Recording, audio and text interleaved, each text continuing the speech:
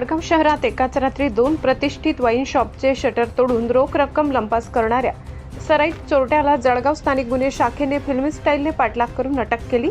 रामनिवास मंतू गुप्ता वय 37 राहणार रामनगर कल्याण जिल्हा ठाणे असे अटक करण्यात आलेल्या आरोपीचे नाव असून त्याच्याकडून चोरीची पूर्ण रक्कम आणि गुन्ह्यात वापरलेली महागडी दुचाकी जप्त करण्यात आली। दिनांक 19 फेब्रुवारीच्या मध्यरात्री चोरट्याने जिल्हा पेठ पोलीस स्टेशनच्या हद्दीतील भाजे गल्ली येथील प्रिन्स वाईन शॉपचे शटर उचकटून आत प्रवेश केला। तेथून त्याने 1,58,000 रुपयांची रोकड लंपास केली। एवढ्यावरच न थांबता याच चोरट्याने MIDC पोलीस स्टेशनच्या हद्दीतील राज वाईन शॉपला देखील लक्ष केले आणि तेथून 46,000 रुपये चोरून नेले।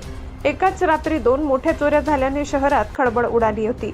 आरोपी रामनिवास गुप्ता हा शहराबाहेर पळण्याच्या तयारीत असताना पोलिसांनी त्याला सापळा रचून ताब्यात घेतले। पोलिसी खाक्या दाखवताच त्याने दोन्ही चोऱ्यांची कबुली दिली।